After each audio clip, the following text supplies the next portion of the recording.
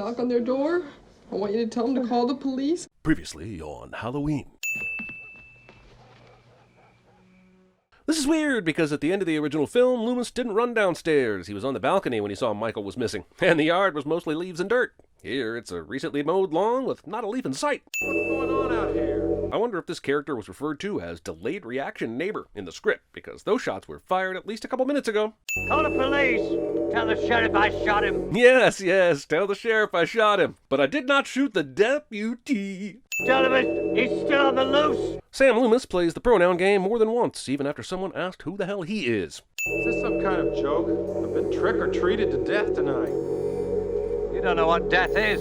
If you think I can go through this entire film without giving a sin-off for the magic that is this wacky Donald Pleasance performance, then you are mistaken. I don't care how great your score is, this is almost 3 goddamn minutes of credits. You're getting a ding-a-ding-a-ding-a-ding-a-ding. What time is it? This movie is set on the same night as the original Halloween. It's like 35 in the morning, right? Ain't no one f***ing trick-or-treating now.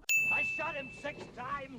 F***ing hell, Sam Loomis plays the longest running pronoun game in history. Also, you shot him 7 times, asshole. Let's review. Kerblam, kerblam, kerblam, kerblam, kerblam, kerblam, kerblam. You missed your kerblam, Mr. Loomis. I think it was the first one. Maybe you missed, but Michael certainly reacted like he got hit with that first one. Police in Haddonfield have just made the grisly discovery of 3 bodies in the upstairs bedrooms of this house. Since we're seeing Michael Myers mere minutes after he got shot and the neighbors called the police, how does the local news already have this story? There aren't even that many cops around, just one car that Loomis tracked down a minute ago. I don't want these people to die, but why does Michael let them live? He's about to go out of his way to break into a house and kill a different random character. So why do these two get to survive? Movie doesn't know how to Halloween correctly. Leaving a blood trail when you steal someone's sandwich knife. And god damn it, Michael, did you have to get blood on the sandwich too?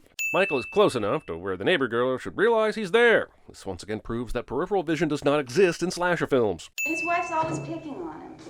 He probably got angry and decided to start beating her. Casual domestic abuse jokes. Also, is there a reason why half of Haddonfield has their windows open tonight? Isn't this supposed to be October in Illinois? You know, like cold? Where'd it happen? Down on Orange Grove? That's right down the street. I know. You know? From the context clues of this scene, we know the girl was talking to her friend before she heard the screams from her neighbor. So her friend probably heard the news before the call, so how has she not brought this up yet? Phallic Halloween decorations. Where did he jump up from? Was he just crouched on the floor? She even looks over to that side of the room. How did she not see him? I like one-shots. They're cool, but this one is nearly worthless. We see the cops arrive, they get out of their cars, they walk up to the house, and then we see Lori getting wheeled out on a gurney, and the camera follows her until she gets into the ambulance. This is almost 2 minutes worth of a one-take when all we needed to see was Lori being put in the ambulance, which would have taken 5 seconds. He's with a patient. Would you please wait in room A? Waiting in room A. Janet, get me some more coffee. Drunk doctors on duty. Even in 1978, this was f***ed up, right? Right? Oh, Lori. This is the 3rd random adult that knows who Lori is. I'm not sure how small a town this is, but god damn it, this is starting to feel a little creepy, and not just because it's a Halloween film. Loomis thinks this guy carrying a bag of candy from trick-or-treating is Michael Myers, so he thinks that after killing a few babysitters, Michael decided, what the hell, I've already got the mask on, might as well go get some candy. Also, even though this asshole is not Michael Myers, he acts as suspiciously as the guy who pulls the gun on the bus in Speed. Sam Loomis is not here for your crime! Faux Michael Myers has been in this street long enough that a speeding cop car should not run over him. But one does anyway. Is it him or not? Asking someone to ID a body when it is engulfed in flames. Across the street from the Doyle house, 3 kids. One of them was Annie. This line reading. I understand we're going to stay on the air now. Repeating for those of you who just tuned in. When the movie went back to the hospital, a reporter said, Repeating for those of you who just tuned in. saying 3 people were found dead. Then it cuts to this mirror shot, and after the guy asks if they're staying on the air, he says the exact same thing in the same cadence as he did before. Paramedic creepers. Come on, Jimmy, we gotta roll. Another call came in. Another call came in? You mean from the crime scene that's been talked about for the last 11 minutes of this movie? You're just now getting a call about that? For f***'s sake, is there a timeline? Discount Dana Carve, holy sh**. How far away were Sheriff Brackett and Dr. Loomis from the Wallace house? Jimmy and Bud are already there and have one of the bodies ready for transfer, but they just got the call in the previous scene, which was after Loomis and Brackett found out. He's dead. I saw him. Saw a man in a mask. It was him. No matter what you saw, how would you know it's Michael Myers? Nobody alive outside of Lori and Loomis knows what he looks like. The murders happened like an hour ago. Aside from that, this asshole didn't look at the dead body at all. He came by to tell the sheriff the bad news about his daughter, but didn't even look in the direction of the Charborough trick-or-treater. You're talking about him like he's some kind of animal. Having this loud conversation while reporters are within earshot. He was my patient for 15 years. It became an obsession with me until I realized that there was nothing within him, neither conscience nor reason, that wasn't even remotely human. I'm sure Loomis is very concerned about Michael still being out there, but mostly I think he's just glad he found someone who hasn't heard his tales from Smith's Grove Sanitarium backstory yet.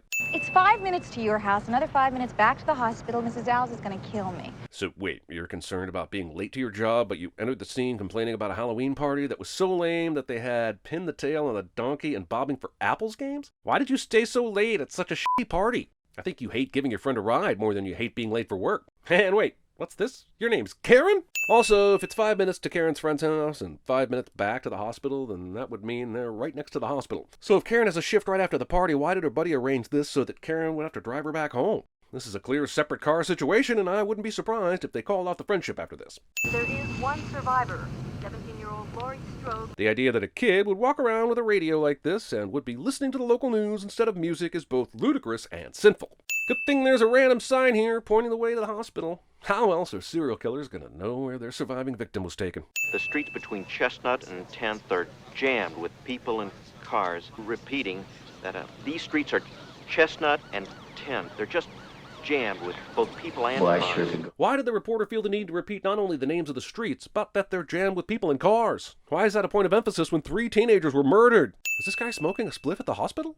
I mean, good for him, but this hospital's pretty liberal, even for 1978. Security guard is way too distracted to do his job and therefore allows evil inside the building cliché.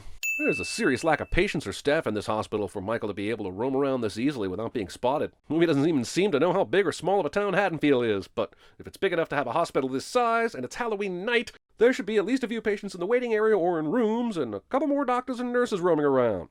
God, they should have handled it more carefully. Oh. Did Jimmy just walk into Lori's room and first thing ask this pronoun gaming question? They're supposedly in mid-conversation, so this must be the first time Michael Myers has been brought up. Why me? Your friends are dead, Lori. It's not all about you. Time's up, Jimmy. Why do they keep letting this asshole come in here and talk to Lori? Can this hospital set up some f***ing boundaries? Go tell Mr. Garrett we're having trouble with the phones right now. Just at the other end of the hall. Janet. But I don't even know how to use this thing. And there's no time to teach you, Janet. I've got some phone lines to investigate. The security guard hears the tiniest noise and decides, sure, I will waste time checking a trash bin because of that very unsuspicious noise and forget about the phone lines. Tonight on Trash Mysteries. Mr. Garrett sees blood on a box in the trash and then tries to touch it. Blood on a box just outside a hospital? Only one man can solve this case. Security guard to Lieutenant Detective, here I come. The box with the blood on it is mysteriously missing when this cat makes his jump to scare the audience. If you don't want people to break into places, how about you use something stronger than a lock that wouldn't keep a kid out of a school locker? Those HMH budget cuts were legit. This scene of Mr. Garrett and his flashlight goes on for all the some time, storing the meat thermometer by the screwdrivers. I think somebody broke into the storeroom. Someone has something very important to say, but the walkie-talkie is not working and there's only static on the other end cliché. Yeah, okay, but why is Michael Myers even here? A minute ago, we saw him hiding in the nursery. We know he's here for Lori, so why did he go back outside and into the storage area? This is way too many people showing up to vandalize a house that is merely symbolic in nature. No one has lived here for 15 years, remember? Whenever you start a riot, you must ask yourself, who am I trying to emotionally hurt when I throw these stones? Heightens my sense of security. How have they not taken this gun away from Dr. Loomis? I know it's a different time and blah blah blah, but he's already proven to be a little trigger happy. So maybe just having him along as a consultant instead of an interim deputy would be a better idea. Did this girl bring a lollipop to the riot? Empty. Plus, we covered the whole east end of town. It's nothing. It really makes you wonder why no one has thought to check the hospital, since that's where Michael's one surviving victim is. I'm starting to think these police officers aren't very good at their job. Haddonfield was a pretty quiet town before tonight. Except for that pesky incident 15 years ago when a little boy butchered his sister on Halloween night, but, you know, other than that. That was a force inside him, biding its time. Good God, I'm glad you're new to this information, Deputy. I've been waiting to talk about this again for what seems like a whole half hour. Good to be back. In many ways, he was the ideal patient. He didn't talk, he didn't cry, didn't even move. So, in the psychological game, someone who willfully doesn't talk is an ideal patient? Yeah.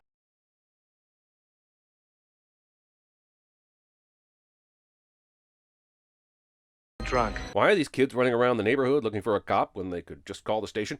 Also, if you remember, Ben Tramer was mentioned in the first film as the boy that Laurie liked and might go to a dance with. With this, and Laurie being pawed over by a horny EMT and having a drunk doctor perform surgery on her, and Michael Myers, I would say Laurie is having one of the worst nights imaginable. Not only is there a severe lack of patience and personnel at this hospital, but they also keep it dark as shit. Let's all bask in this hospital mood lighting. So we find out that this is the asshole paramedic guy, and he and Karen are apparently f***ing, but she came in here expecting a patient, right? So how did Paramed Dick know that Karen would be in here? Yeah, I know she's a nurse, but there are other nurses who could be assigned to this room. And here's another thought. Did he kick a patient out of this room so he could have sex with her? I can't leave the kids right now. Why, everybody's all weirded out tonight. All this Michael Myers crap. Yeah, because a serial killer on the loose in a small town is a really silly thing to be concerned about. Bud needs oral, Karen. Think about him for once.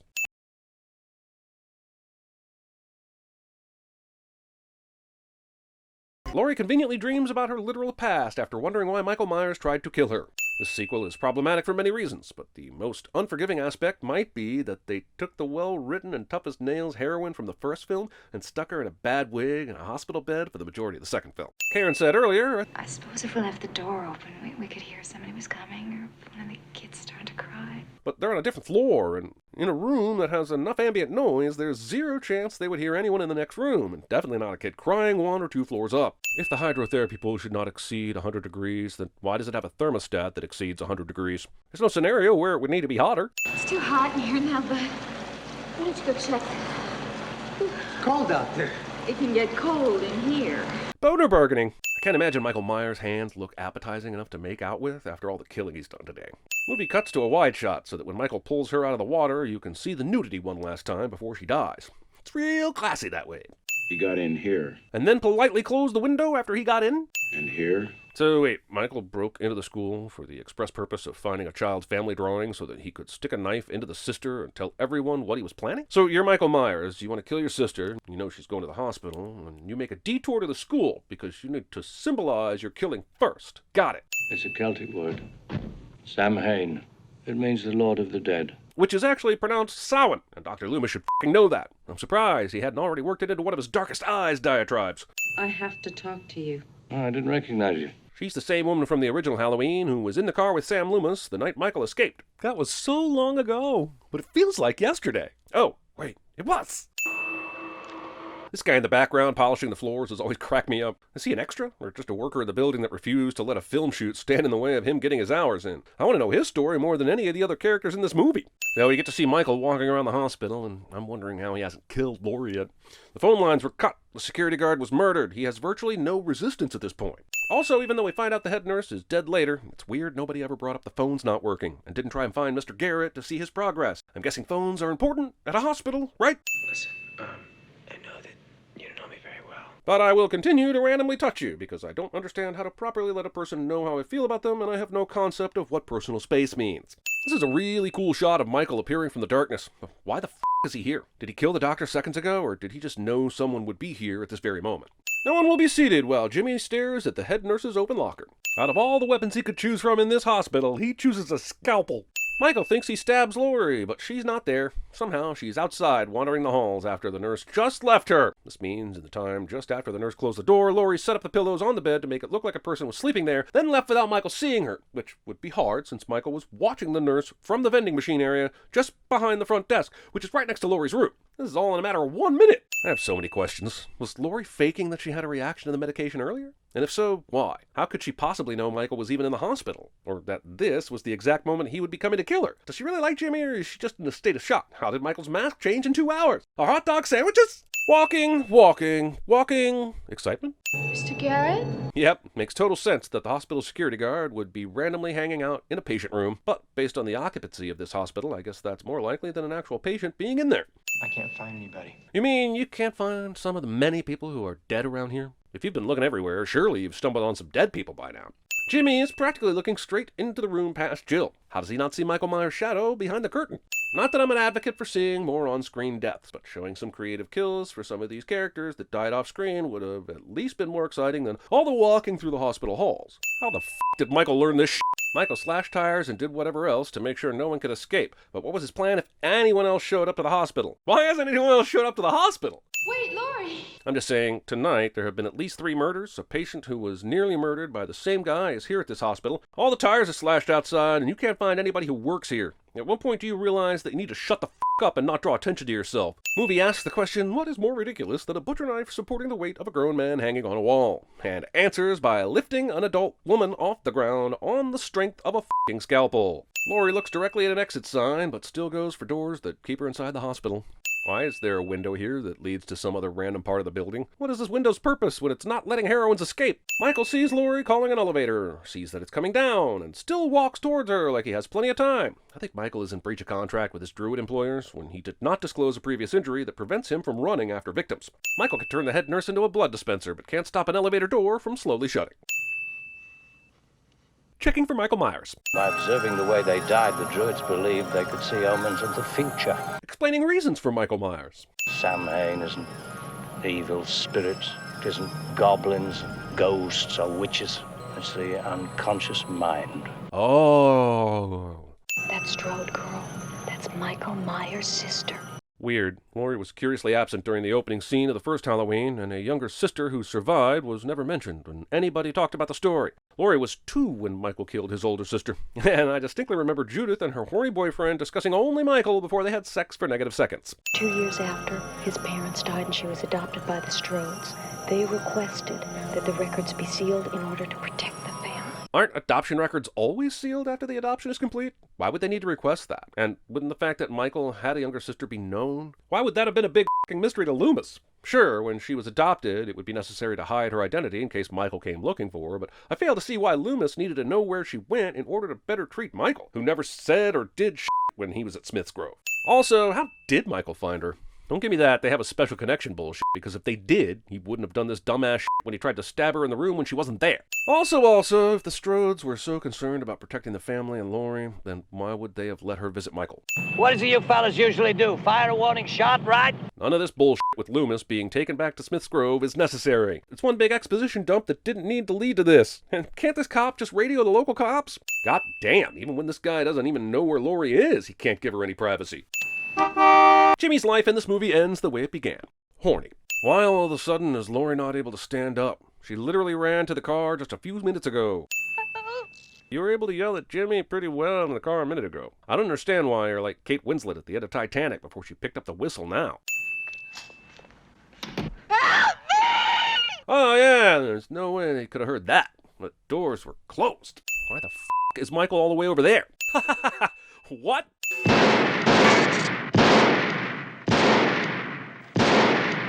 I shot him 6 times earlier. Now I shall try 5. Maybe it needs to be a specific number of shots for this to work. There's a 2-way radio in the marshal's car. I want you to go outside. Get on that radio and get Hunt. I should have done this earlier now that I think about it, but goddammit, it's my turn to be the hero. I would have removed every sin if this door shattered when Michael walked through it. Laurie fires 2 perfect shots into the darkest of eyes.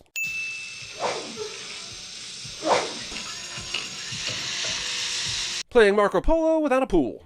Sam and Laurie can leave the canisters after they've turned them on, right? They don't actually have to stand there like victims. It's time, Michael. As we will find out 7 years later, Michael Myers and Dr. Loomis survived this. Also, why couldn't this asshole lead Michael around the room a little bit more to give Laurie some time to get the hell out of there? Also, Loomis seems pretty certain he's not going to kill anyone else in the hospital with this blast. Oh, who am I kidding? The only people in this hospital are the people we saw during the movie. There's no such thing as other people. Laurie may be incapable of running at this point, but can't she at least try? Movie ends with the song Mr. Sandman while Michael Myers burns. We all know he'll be back in Halloween 3, though. Halloween 3 is going to be classic Michael Myers. I can just feel it. It definitely won't be about a bunch of kids who wear cursed masks and unleash the power of Stonehenge. I know, that's completely random. Don't even know why I brought that up.